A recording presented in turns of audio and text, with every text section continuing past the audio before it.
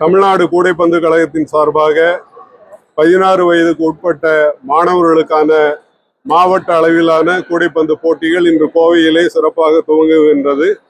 கோவை மாவட்டத்தினுடைய கூடைப்பந்து கழகத்தினுடைய தலைவர் திரு செல்வராஜ் அவர்கள், CRI நிறுவனங்களின் தலைவர் மற்றும் எங்களுடைய உபதலைவர்கள் அனைவரும் முன்பாக இன்றைய போட்டிகள் இப்பொழுது துவங்கி இருக்கின்றன.